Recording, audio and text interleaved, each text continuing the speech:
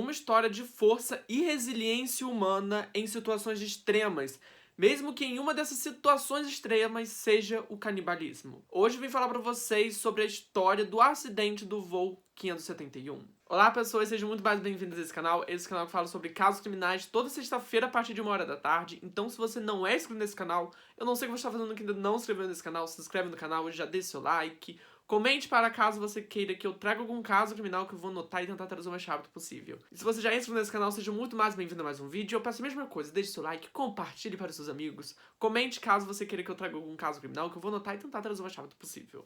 Mas hoje eu vim falar sobre um caso que eu já sabia faz um tempo, eu já queria trazer, mas nunca tinha um certo interesse muito grande em trazer para o canal. Mas aí surgiu o filme Sociedade da Neve.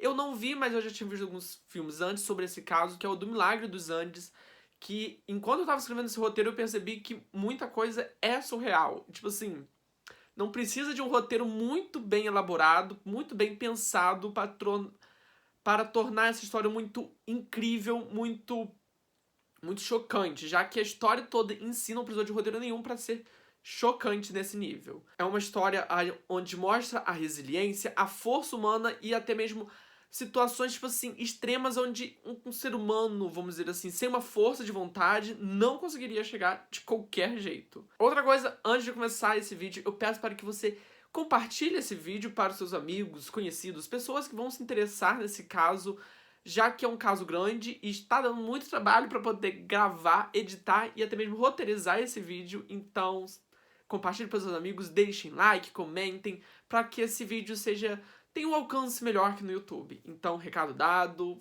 um caso falado, chega de enrolação, chega de blá blá blá, sem mais delongas, simbora pro vídeo de hoje. O voo 571 uruguaio é o voo que teve a trajetória interrompida enquanto ele ia de Montevidéu, em Uruguai, para Santiago, no Chile, e ele se chocou com a Cordilheira dos Andes em outubro de 1972. O voo transportava 45 pessoas, incluindo 19 membros de uma antiga equipe de rugby, e junto com essa equipe estavam alguns familiares e amigos que apoiavam o time, fora também a tripulação em si. Depois do acidente, aeronaves de busca sobrevoaram o mesmo local do acidente, mas por conta da fuselagem ser branca, eles não conseguiram chamar tanta atenção assim dos salva-vidas, dos socorristas que estavam buscando por eles. Foi então que os esforços de buscas por sobreviventes foi interrompido durante alguns dias de busca. E durante esses 72 dias, os sobreviventes que conseguiram sobreviver àquela queda de avião, já que alguns morreram,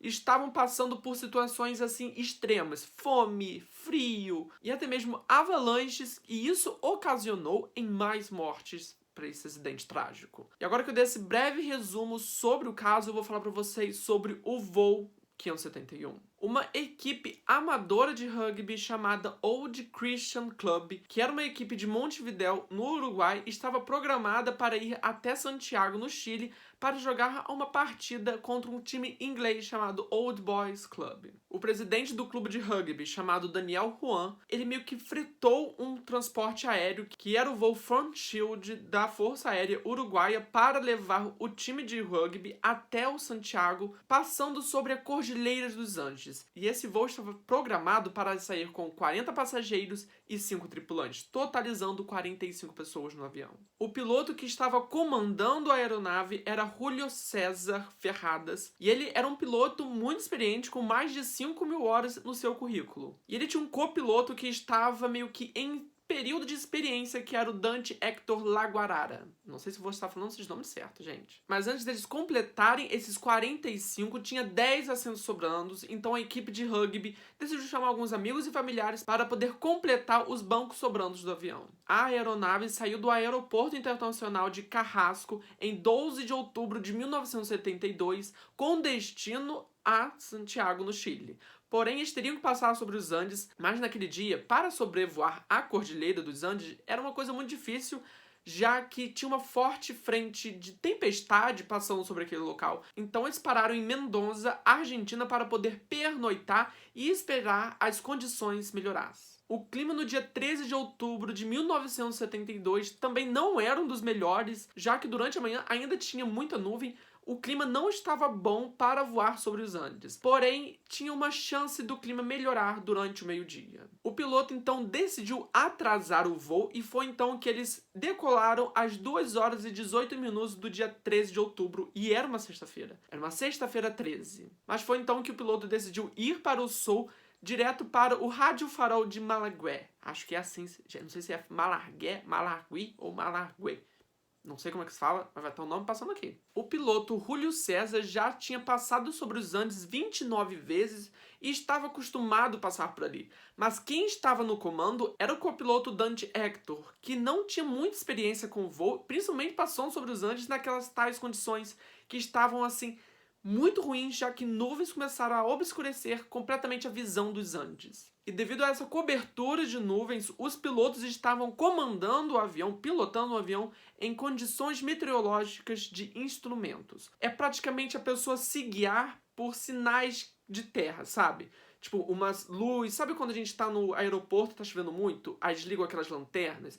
É meio que isso, só que no sentido que você está de dia e você tem que se guiar por alguns pontos específicos que você consegue ver. Mas aí que tá, como é que você vai ver algum ponto específico nos Andes, sendo que lá é neve e preto? Não tinha como ver muita coisa. Às 15h21 daquele mesmo dia, depois deles terem ultrapassado a passagem de Planchon, acho que também é assim que se fala, o Dante alertou aos controladores de tráfego aéreo que iria chegar um pouco mais tarde ao aeroporto de Curicó. Embora existem alguns relatos de que o Dante meio que não sabia ao certo aonde ele estava, já que ele meio que estava se guiando por coordenadas de rádio. Ou seja, ele pode ter, e com certeza acho que ele passou alguma informação errada, não por ele estar muito nervoso e, tipo assim, não querer mentir que não sabia onde estava, mas sim por ele não saber realmente onde ele estava. Tipo, não dava pra ver aonde é que aquele avião estava sobrevoando. Porém, não dava pra saber aonde eles estavam certo, já que Dante aparentemente não viu a distância que ele estava da cidade de Curicó, que era mais ou menos de 60 a 70 quilômetros de distância. Não dava pra percorrer isso em 1 minuto. O tempo de voo da passagem de Plancon, acho que vou chamar essa palavra de Plancon, que é mais bonito do que Planchon. Mas então, o tempo de voo de Plancon até a cidade de Curicó levava em torno de 11 minutos. Porém, 3 minutos depois, o Dante já estava falando que estava passando por cima de Curicó e estava virando ao norte. Foi então que o copiloto pediu autorização para começar a descer e o atendente, ele não percebeu esse erro, já que não tinha cobertura de radar e nem o piloto Júlio César Ferradas estava ciente que ele estava errado, já que eles também não tinham nenhuma cobertura. Eles ainda estavam sobrevoando os Andes e já estavam se preparando para pousar. A aeronave, após começar a descer, ela desceu muito rápido e sofreu fortes turbulências. Nando Parrado, que era um dos sobreviventes, que é praticamente um dos sobreviventes principais dessa história, lembrou que a equipe até mesmo brincou de que eles estavam descendo rápido demais e que aquilo não deveria acontecer, mas num tom de brincadeira. Até que todos começaram a perceber que eles estavam sobrevoando muito próximo às montanhas dos Andes. Eles não sabiam que estavam nos Andes, mas sabiam que estavam sobrevoando durante uma montanha, tipo assim, muito próximo dali. Roberto Canessa, que era um dos outros sobreviventes principais dessa história, disse mais tarde, meio que tem uma noção de que o copiloto tinha virado cedo demais para o norte e já estava começando a descer em Santiago, ou pensava estar começando a descer em Santiago, enquanto na verdade ele estava tentando pousar nos Andes. Ele relatou que, ao perceberem esse erro, o avião começou a subir de volta, mas estava quase vertical, estava tipo assim, quase reto, e foi então que ele começou a balançar muito, tipo assim, a tremer e começar a estagnar no ar. Os pilotos então começaram a aplicar potência máxima para poder ganhar altitude ao passarem pelo sul do Cirque da Geleira. Segundo alguns relatos e também algumas provas que eles encontraram nessa cena, mostravam que o avião bateu na montanha cerca de 2 ou 3 vezes. O copiloto até mesmo conseguiu trazer o nariz da aeronave sobre a crista, mas a cauda, o cone traseiro da aeronave, atingiu a crista sul do Cirque da Geleira. A colisão seguinte com a montanha cortou a asa direita, e esse evento, foi tão forte que algumas pessoas afirmam que talvez foi esse corte da asa que cortou metade do cone traseiro, que arrancou a parte de trás fora da aeronave. E quando o cone traseiro da aeronave que partiu, ele deixou para trás 2 fileiras de assento, a cozinha, o porão bagageiro, o estabilizador vertical, o estabilizador horizontal, fora também que deixou um buraco na parte de trás do avião. 5 pessoas já se foram nesse meio tempo, incluindo 3 passageiros e também 2 tripulantes. O impulso seguinte começou a levar eles para cima e para frente, mas foi então que eles bateram novamente em meio que um banco de pedra, um banco de neve e pedra, e foi então que a asa esquerda se partiu e a hélice começou a cortar tudo que vinha pela frente. E foi então que mais 2 passageiros caíram para fora do avião pelo aquele buraco. A fuselagem, o restante da fuselagem do avião caiu mais 725 metros a uma velocidade de 350 km por hora numa encosta íngreme da Cordilheira dos Andes, até que eles pararam em um banco de neve, tipo assim, repentinamente. Imagina só, você indo a 350 km por hora e de repente parar. O baque foi muito forte. E é claro que com esse baque, vários bancos se desprenderam da fuselagem e se chocaram com a parte dianteira da aeronave. O impacto com essa parte esmagou o cockpit e isso meio que ocasionou em os 2 pilotos ficarem presos na parte da frente no painel de comando. Júlio César morreu imediatamente nesse impacto. A fuselagem então descansou no Cirque da Geleira, que até aquele momento não tinha nenhum nome. Eles estavam em uma altitude por mais de 3.500 metros de altitude. O ar lá já estava muito rarefeito. Mais tarde, aquela parte da cordilheira se chamou Glaciar de las Lágrimas, em uma homenagem às vítimas. E é claro que, assim, várias dessas pessoas morreram nesse meio tempo já. Tipo assim, em um espaço de menos de 15 minutos, uma tragédia enorme aconteceu entre o Dante afirmar que já estava descendo em Santiago e também o acidente. 15 minutos, tipo assim, mais sofríveis. E claro que essa queda demorou muito menos que 15 minutos, eu acho assim, uns 5 minutos ou até mesmo, porque, tipo assim, um avião descendo em alta velocidade pra fazer tanta merda assim, é, tipo assim, muito rápido. 2, 1 minuto, talvez. Mas agora eu vou falar pra vocês as consequências desse desastre. Das 45 pessoas que sobreviveram, quando o cone traseiro da aeronave se partiu, 5 pessoas já morreram.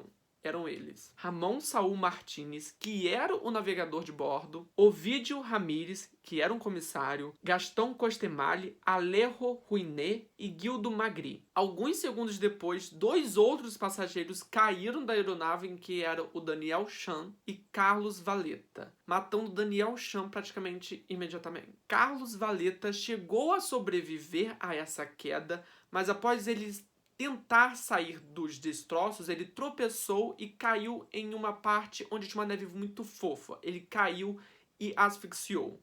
Ele morreu e seu corpo foi encontrado no dia 14 de dezembro pelos sobreviventes. Eu imagino só essa situação.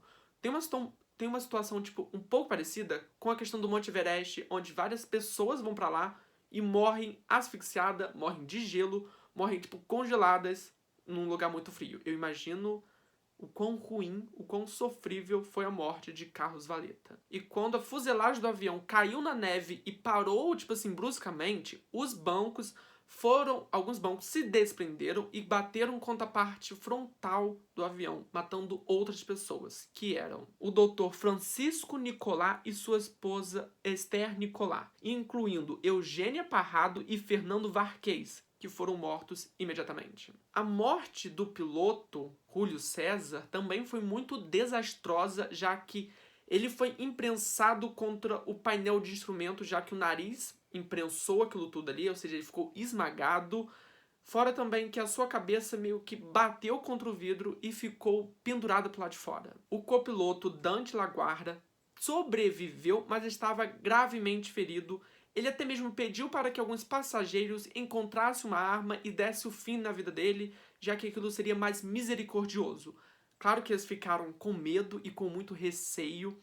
Eles não fizeram isso, eles não acharam a arma, eles nem procuraram, mas ele morreu no dia seguinte. 33 passageiros dos 45 sobreviveram, mas assim, com graves ferimentos. Assim, que mais tinham nessas pessoas era a perna quebrada, já que o impacto, tipo assim, praticamente detonou as pernas dele. Nenhum dos passageiros que tinha uma fratura exposta sobreviveu Fora também que as 2 pernas de Arturo Nogueira, um dos sobreviventes, havia sido quebrada em vários locais, no frio e osso quebrado.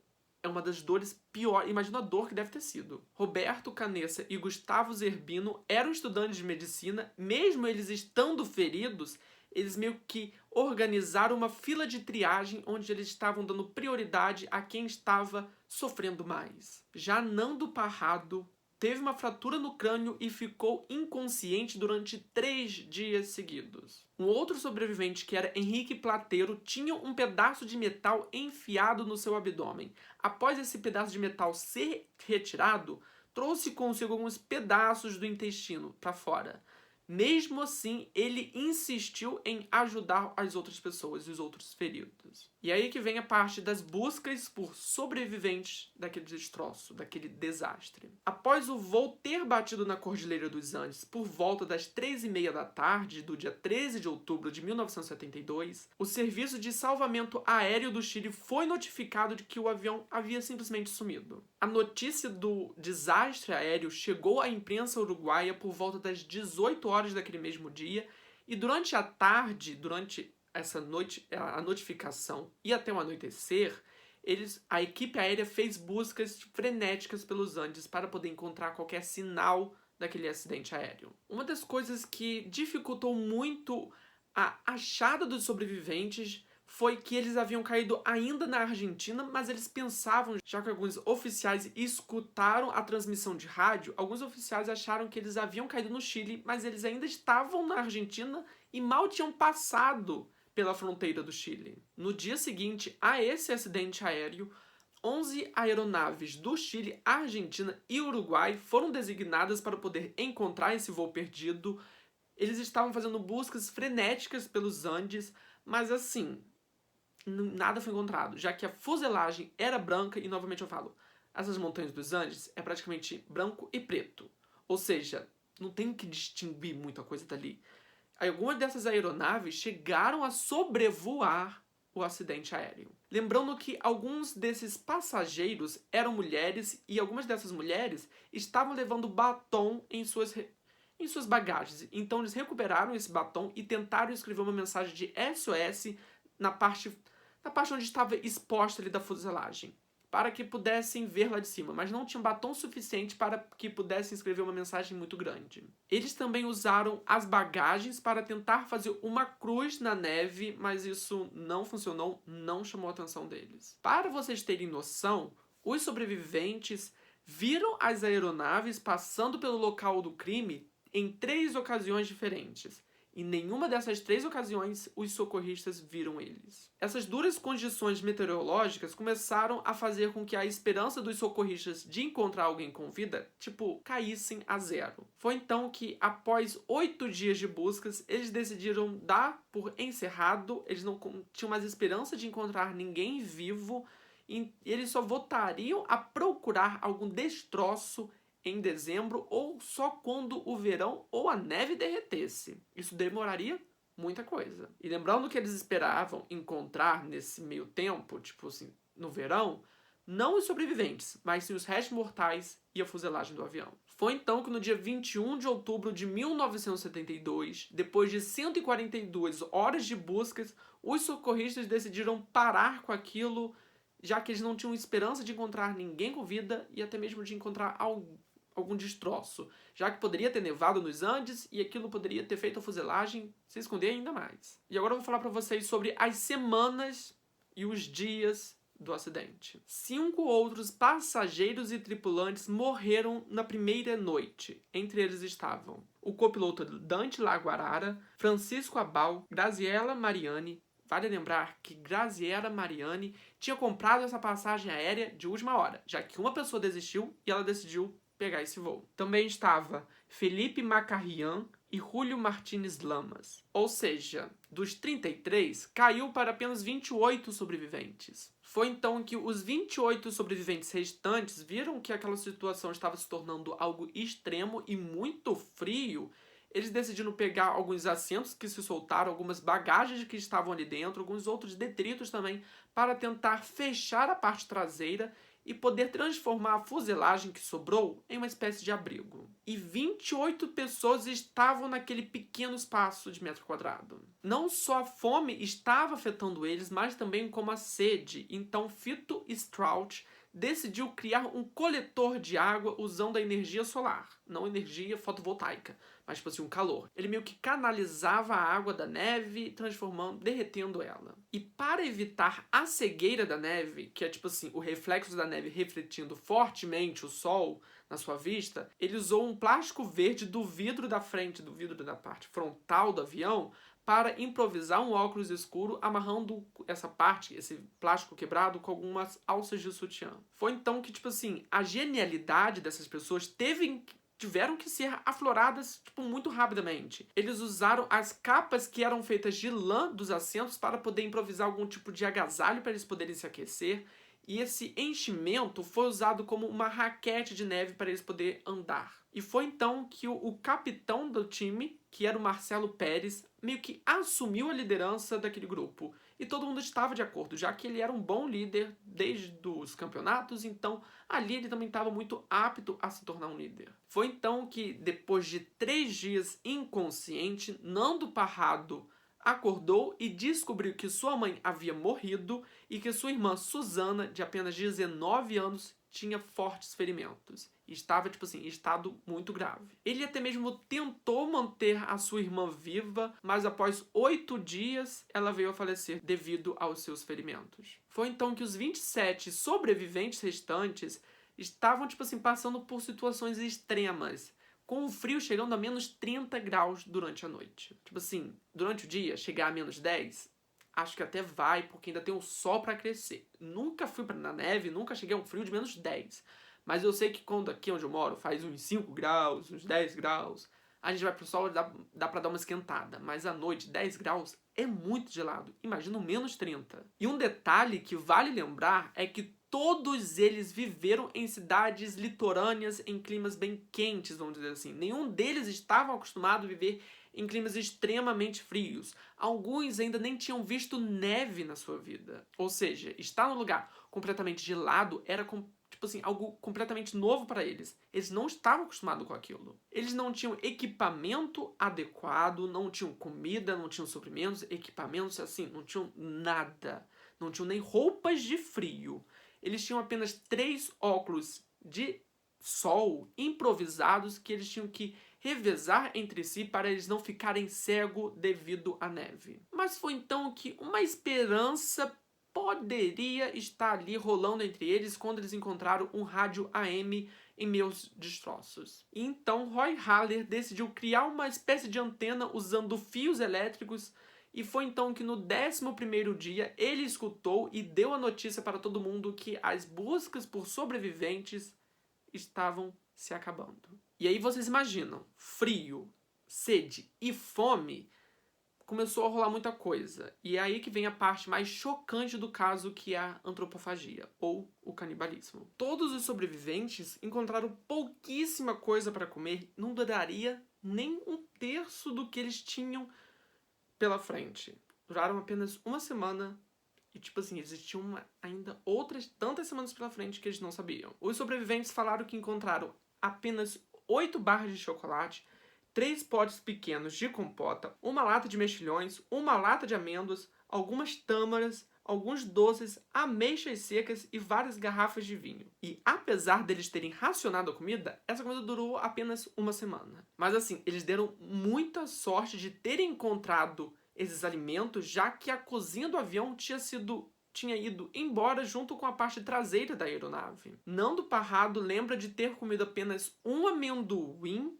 coberto de chocolate durante o período de 3 dias. Lembrando que eles estavam em uma altitude extrema, onde só tinha rochas, ou seja, não tinha vegetação rasteira, tipo assim, não tinha nem vegetação direito.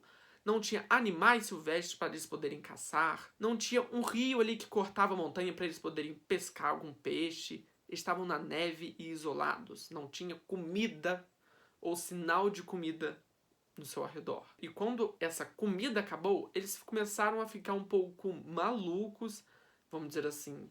E até alguns pensaram em comer e até mesmo comeram alguns pedaços de algodão dos assentos. E alguns comeram o couro do cinto e dos sapatos. Exatamente. Eles estavam chegando ao extremo. Sabendo que os esforços de resgate já estavam terminados e a morte certa por inanição já estava a caminho, algumas pessoas começaram a enxergar a morte e começaram a falar: olha, quando eu morrer, eu deixo que você coma minha carne.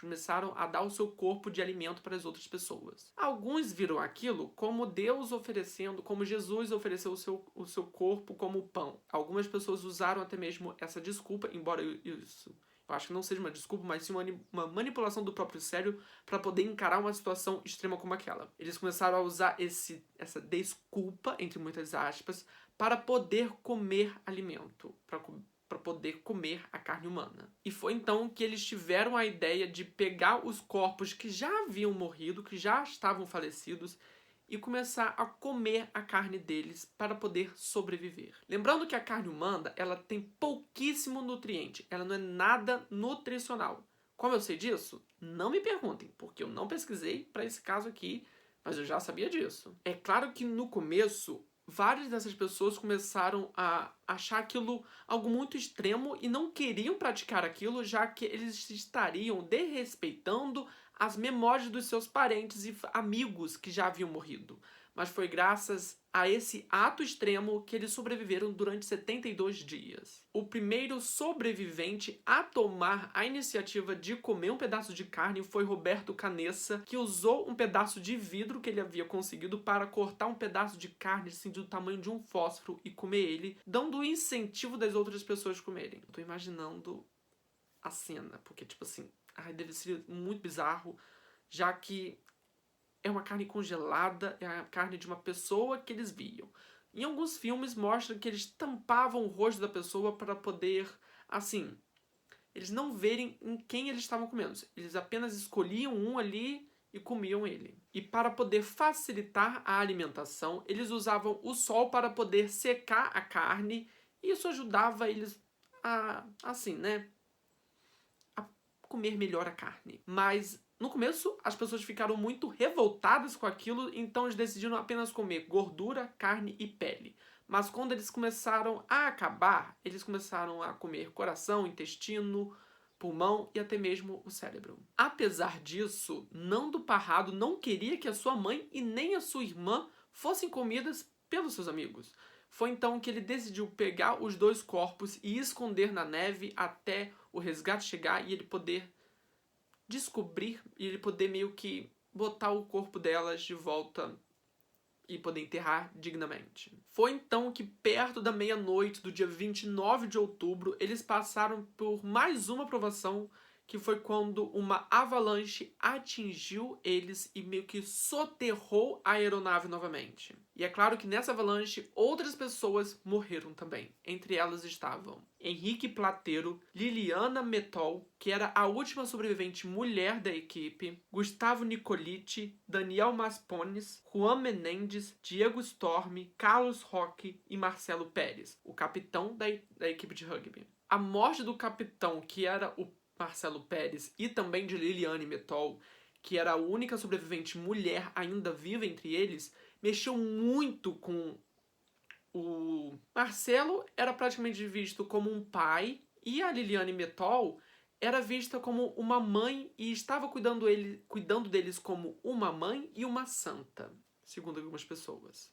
Segundo alguns sobreviventes que relataram mais tarde. A avalanche enterrou eles a mais de 1 metro do teto até a superfície. Foi então que eles perceberam que logo eles ficariam sem ar, então eles usaram uma janela quebrada para poder cavucar e, tipo assim, um pequeno túnel para fora da neve e o ar poder circular para eles poderem respirar novamente. Foi então que na manhã do dia 31 de outubro, eles finalmente conseguiram cavar um túnel suficientemente grande para as pessoas poderem passar do cockpit até a superfície. Eles conseguiram cavar isso apenas no dia 31 e quando eles chegaram para fora perceberam que eles teriam que voltar para dentro de novo, já que estava caindo uma forte nevasca. A nevasca durou 3 dias e eles tiveram que ficar esses 3 dias dentro da fuselagem do avião junto com os corpos dos seus amigos mortos. E foi então que a partir do 3º dia eles começaram a comer também os restos mortais, já que era isso ou eles também morriam de fome. Com a morte de Marcelo Pérez, quem assumiu a liderança foram 3 pessoas, Daniel Fernandes e os 2 primos chamados Eduardo e Fito Strout. Eles meio que assumiram a liderança, mas que era de um jeito para eles poderem manipular, não na palavra, não no sentido pior da palavra, mas sim, tipo assim, para eles poderem racionar melhor a carne dos amigos e das pessoas que estavam dentro da fuzilagem e estavam mortos. Vale lembrar que antes dessa avalanche atingir eles, alguns sobreviventes começaram a falar que o único jeito deles realmente sobreviver era com alguém atravessando a geleira, atravessando a montanha. Era o único jeito deles sobreviverem. Como o copiloto havia repetido várias vezes antes de morrer, eles sobrevoaram a cidade de Curicó. Ou seja, os sobreviventes achavam que eles estavam muito próximo do interior chileno, ou seja, a ajuda estava muito próxima. Mas vale lembrar, eles nem passaram pela fronteira do Chile. Eles ainda estavam na Argentina e Curicó estava a quilômetros de distância. Sem que eles soubessem de qualquer informação, eles haviam caído nas profundezas das Cordilheiras dos Andes, e a cidade mais próxima estava a 89 quilômetros de distância. Com o passar dos dias e o verão se aproximando, a neve que atolou a fuselagem começou a derreter, mostrando novamente a fuselagem à vista. Mas assim, não tinha mais equipe de busca para buscar eles, sabe? Demoraria alguns meses para isso vir a acontecer. Nas primeiras semanas após o acidente, algumas pessoas até mesmo tentaram se aventurar nas redondezas, tipo assim, fazendo algumas pequenas trilhas para poder achar alguns destroços, alguns sobreviventes, tentar achar qualquer coisa, até mesmo para eles comerem, uma barra de chocolate, qualquer coisa assim. Mas eles começaram a perceber que devido à doença da altitude, que é o ar muito rarefeito, o frio extremo, a desidratação, a desnutrição, o cansaço e também a cegueira da neve tornava qualquer expedição com uma distância significativa praticamente impossível. Foi então que uma decisão foi tomada, que foi que alguns sobreviventes deveriam partir em uma expedição para poder buscar ajuda. Um dos voluntários para essa busca por ajuda estava Roberto Canessa, que era um estudante de medicina, e ele falava assim: olha, já que nós vamos percorrer uma distância muito grande, precisamos de um médico para poder ajudar essas pessoas. Porém, tinha alguns sobreviventes que estavam ou indispostos ou não tinham certeza se conseguiriam percorrer muitos quilômetros devido a alguns ferimentos ou até mesmo a indisposição física, ou seja, eles meio que não aceitaram se voluntariar para poder fazer essa expedição. Foi então que Numa Turcati e Antônio Vizintim foram selecionados para poder fazer essa expedição, já que eles estavam em melhor forma. Outro acompanhante selecionado foi Nando Parrado, ou seja, 4 pessoas iriam para essa expedição para poder buscar ajuda. Porém, Numa Turcati, ele sofreu de uma forte infecção e ele não pôde acompanhar a equipe de busca por ajuda. Foi então que Roberto Canessa, Nando Parrado e Antônio Vizintim eram as pessoas mais aptas a poder fazer essa expedição. Então eles começaram a receber algumas porções de carne maior para eles poderem se fortalecer e ir fazer essa expedição. Fora também que eles começaram a fazer alguns exercícios nesse meio tempo livre para poder se fortalecer e meio que treinar a sua andada, a sua caminhada, que duraria assim muito tempo. Fora também que essas 3 pessoas foram meio que impedidas de fazer qualquer tarefa diária essencial para poder eles poupar energia e também poder treinar ainda mais. A expedição tinha como objetivo ir para o oeste do Chile, mas eles tinham uma montanha na sua frente. Eles não conseguiriam circular ela. Demoraria muito tempo e eles poderiam morrer. Eles não tinham equipamentos de escalada. Ou seja, em vez deles seguirem para o oeste, eles foram para o leste. Decidiram fazer isso. Quer dizer, ainda demoraria muito tempo para eles seguirem para aquela região. Mas enquanto isso, já estavam tentando, assim, ter uma noção de onde eles estavam para poder ver por onde seria melhor. Já que eles esperavam que eles indo para o leste, eles entrariam em um vale e esse vale fazeria uma curva para o oeste, onde levaria eles diretamente para o Chile. Foi então que no dia 15 de novembro, eles meio que decidiram começar a sua caminhada e caminharam cerca de 1,5 km para baixo e encontraram o restante da fuselagem. E foi então que eles encontraram outras coisas para comer. Eles encontraram uma caixa de chocolate, 3 risóis de carne, uma garrafa de cachaça, cigarro, roupas extras e até mesmo algumas histórias em quadrinhos que, durante aquela noite, eles decidiram ficar ali, voltar na manhã seguinte para a aeronave e eles decidiram ficar ali lendo as histórias em quadrinho. Ou seja, um ato tão simples que a gente pensa hoje em dia, tipo, vou ler uma história em quadrinho, para eles se tornou algo muito essencial, muito excepcional, sabe? Tipo, momento de felicidade em meio a tanta turbulência, tanta coisa acontecendo. Fora também que eles encontraram uma bateria muito grande que pesava quase 24 quilos e eles decidiram levar essa bateria de volta para a aeronave, mas eles perceberam que aquilo era praticamente impossível. Eles não tinham força, a neve estava muito fofa, então eles decidiram manter aquilo ali e trazer o rádio AM até aquele local. Porém, o rádio precisaria, para funcionar, 155 watts. Porém, a bateria fornecia apenas 20 watts, ou seja, eles não conseguiam obter ajuda, não conseguiam nem mesmo ligar o rádio para poder escutar qualquer coisa ou até mesmo se comunicar com as outras pessoas. Foi então que eles desistiram da ideia do rádio e decidiram voltar para a fuselagem e começaram a crer que eles teriam que sair por conta própria. Eles não esperavam encontrar mais nenhum avião que buscassem eles teriam que sair da montanha por conta própria. As últimas 3 mortes aconteceram praticamente muito perto de quando eles se foram encontrados. A primeira morte é de Arturo Nogueira, que morreu no dia 15 de novembro. 3 dias depois, uma outra pessoa morreu, que foi Rafael Echavarren. Ambos morreram devido aos seus ferimentos que estavam infectados, ou seja, a infecção tomou conta e eles não resistiram. Numa Turcati, que tinha extrema aversão em comer carne humana, ele praticamente não comia, ou seja, isso acelerou ainda mais o seu declínio físico e ele veio a falecer no dia 11 de dezembro. Um detalhe é que ele pesava apenas 25 quilos na época que ele morreu. Exatamente. Ele declinou rápido demais. Ele foi a última vítima desse acidente aéreo, ou seja, isso meio que acendeu um alerta para as pessoas de que eles morreriam se eles não saíssem dali a tempo.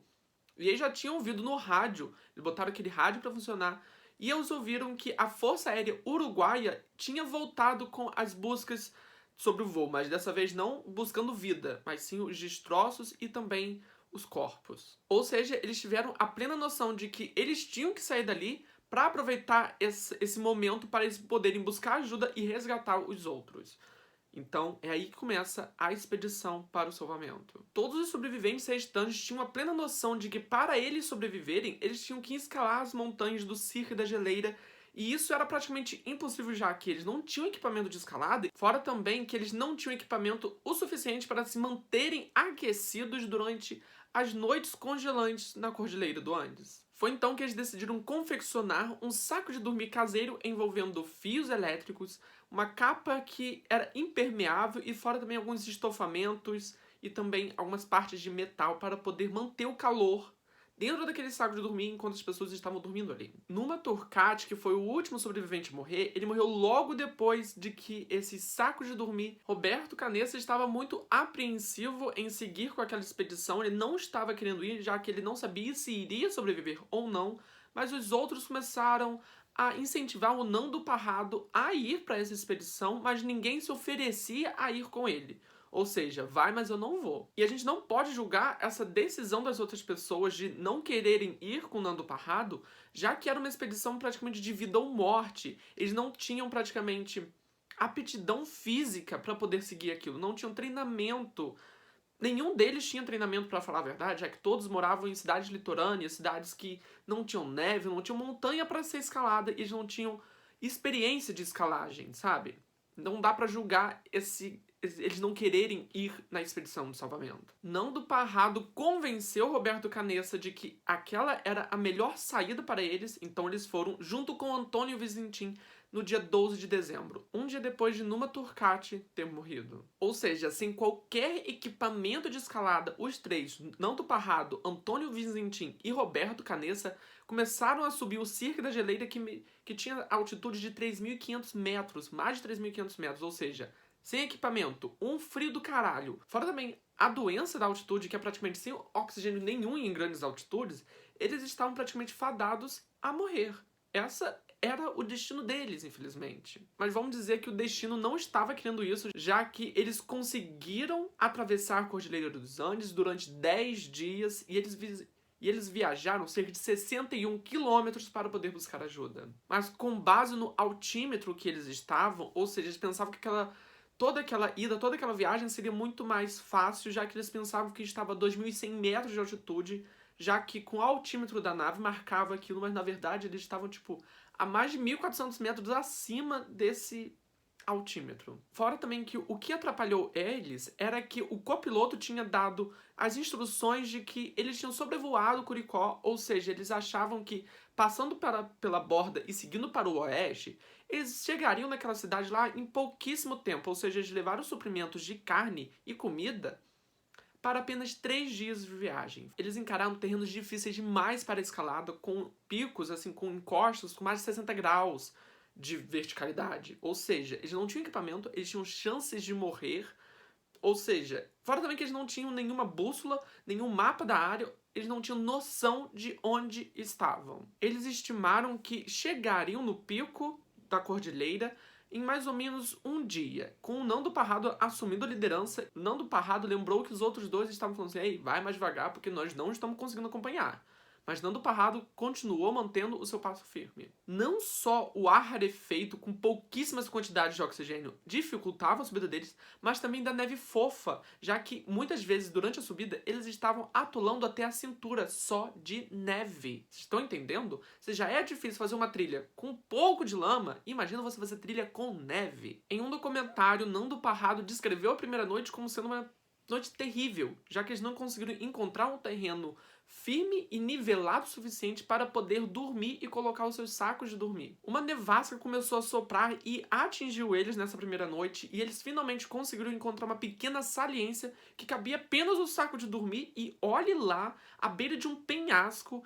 E segundo Roberto Canessa, essa foi a pior noite de sua vida. A subida até esse pico durou 3 dias e todos os sobreviventes que estavam no avião viram os 3 subindo aquele pico numa subida tediosa e lenta. Ou seja, se eles achavam que chegariam em apenas 3 dias em algum posto, em algum local que pudesse ajudar eles, estavam muito enganados, já que para subir até o pico demorou 3 dias. E lembrando que eles só tinham comida suficiente para 3 dias. Na terceira manhã, Roberto Canessa ficou naquele pequeno acampamento deles e Antônio Vizintim e Nando Parrado terminaram de subir o pico por uma subida de 100 metros em uma parte íngreme do pico, coberta de gelo e neve, ou seja, escorregou ali, morte na certa. Ele acreditava que assim que ele chegasse no pico, ele daria de frente com os vales verdejantes do Chile, mas na verdade ele viu montanhas cobertas de neve até onde a vista alcançava.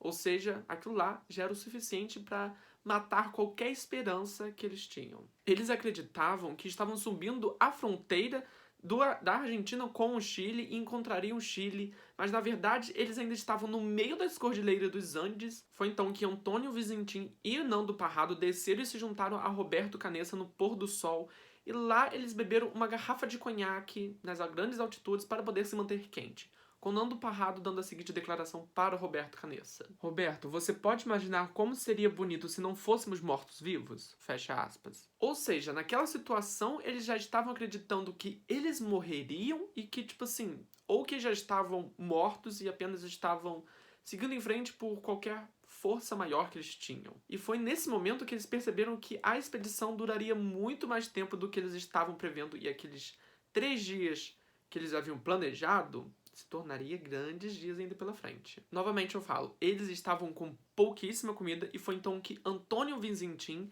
decidiu voltar ao acampamento base para que eles pudessem guardar comida para os dias seguintes. Eles acataram a ideia e o Antônio Vizintim usou uma base de metal do avião para descer a encosta, assim, escorregando. Ele usou a encosta como um escorregador gigante. Ele desceu e chegou no acampamento base em segurança. Ele usou uma parte de metal que estava do avião e desceu de escorregador. Gente, saindo da parte séria aqui, gente, deve ter sido uma aventura e tanto. Nossa, meu céu. Não queria falar isso, mas deveria ter sido muito legal você descer uma encosta de uma montanha a altas velocidades. Deus me livre se acontecesse alguma coisa. Não sei se eu teria coragem, mas deveria ser muito legal. Agora, voltando para o caso, para a parte séria mesmo. Foi só um adendo. Nando Parrado e Roberto Canessa demoraram 3 horas para subir até o pico. E lá, Roberto Canessa viu aquela quantidade de montanha infinita coberta de neve. Mas Nando Parrado conseguiu ver 2 picos que não estavam cobertos de neve, que levava até um sopé onde tinha um vale verde. e lá ele acreditava que esse vale viraria uma curva e lá eles conseguiriam encontrar ajuda. Nando Parrado e Roberto Canessa desceram aquela montanha por mais 7 dias até que eles encontraram esse vale e eles encontraram o rio São José. Esse rio São José, ele levava a 2 outros rios, ou seja, seguindo aquele rio, seguindo a correnteza da água, é muito fácil de você encontrar uma vida, de encontrar animais, ou encontrar até mesmo pessoas que pudessem ajudar. E foi então que eles decidiram sim ir em direção a essa correnteza do rio, e aos poucos eles conseguiram encontrar alguns sinais de vida humana, já que eles conseguiram encontrar alguns restos de acampamento, alguns restos de embalagens de comida, enfim, encontraram sinais de que algum ser humano estava ali. E finalmente, no 9º dia de escalada, eles finalmente conseguiram encontrar algumas vacas. Ou seja, eles tinham 2 possibilidades. Aquelas vacas poderiam ser selvagens ou poderiam ser de alguém que estava ali por perto. Roberto Canessa estava muito cansado para poder seguir viagem, então eles decidiram parar naquela base do rio e continuar descansando ali para poder apenas seguir no outro dia. Foi então que, quando eles estavam juntando lenha para fazer uma fogueira, eles se depararam com um grupo de 3 homens do outro lado do rio. Nando Parrado tentou chamar eles, conseguiu meio que fazer um sinal lá, e eles viram, mas a sua voz não chegava do outro lado, já que o rio fazia muito barulho, ou seja, não tinha como se comunicar. Um dos homens viu, o Nando Parrado e Roberto Canessa fizeram um movimento do tipo, amanhã a gente conversa.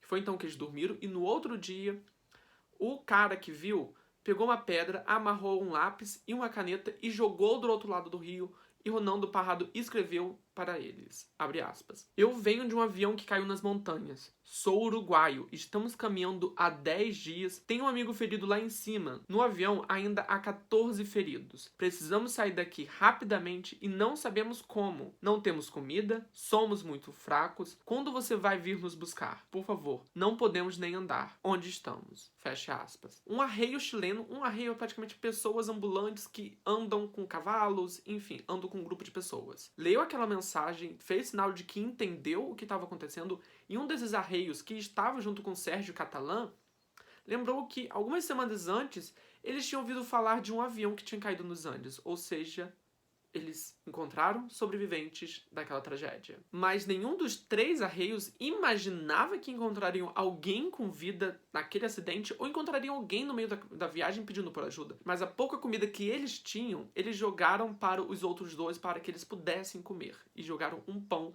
que foi a primeira refeição, talvez substancial, que os dois Nando Parrado e Roberto Canessa comeram em dias. Foi então que Sérgio Catalã decidiu descer aquela montanha para poder encontrar ajuda, e foi então que ele descobriu um outro arreio que estava no rio Azufré e falou, olha, precisamos de ajuda lá em cima. Ele decidiu subir novamente para buscar os 2 sobreviventes e levar eles até a aldeia de Los Matenes. Foi então que Sérgio Catalã decidiu continuar sua descida e atravessou uma ponte no rio Tiguiririca, eu acho que é assim que se fala, e foi até uma colônia de férias chamada Termas del Flaco, e lá ele rendeu um caminhão falando assim, olha, precisamos de ajuda porque encontramos sobreviventes. Foi então que esse caminhão levou o Sérgio até Puente Negro, que era uma cidade onde tinha um batalhão de polícia, e notificou a polícia de que havia sobreviventes daquele avião lá em cima das montanhas. Nesse meio tempo, Roberto Canessa e Nando Parrado não perderam as oportunidades e continuaram descendo rio abaixo. Foi então que eles pegaram o cavalo e desceram até Los Maitenes. Lá eles tiveram a ajuda apropriada. Eles haviam caminhado cerca de 61 quilômetros em apenas 10 dias.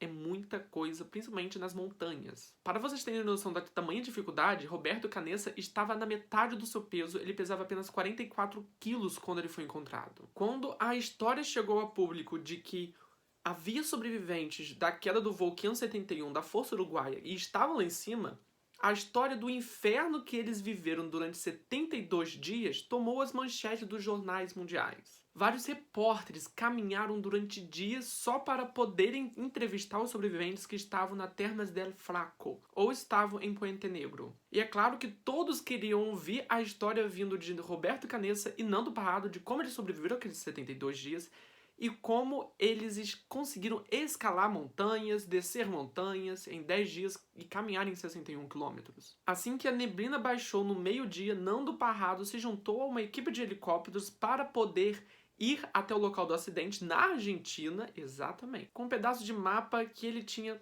consigo que ele pegou do copiloto. Um dos 3 helicópteros que foram destinados para salvar decidiu ficar para trás, mas enquanto os outros estavam indo, os outros 2, os pilotos ficaram surpresos com o terreno difícil que eles tiveram que escalar, que eles fizeram para poder sobreviver. Os 2 helicópteros conseguiram chegar até o acidente no dia 22 de dezembro de 1972, mas devido à altitude, ao peso também das pessoas, a tudo aquilo, eles conseguiram levar consigo apenas metade dos sobreviventes. Claro que socorristas e outras pessoas decidiram ficar no local para dar assistência médica para que eles pudessem passar mais uma noite e apenas serem resgatados no outro dia. Os últimos sobreviventes foram resgatados no dia 23 de dezembro de 1972. Depois disso, eles foram levados até diferentes hospitais em Santiago, onde eles começaram o tratamento para doença de altitude, desidratação, congelamento, ossos quebrados, escorbuto e desnutrição. Normalmente, esses socorristas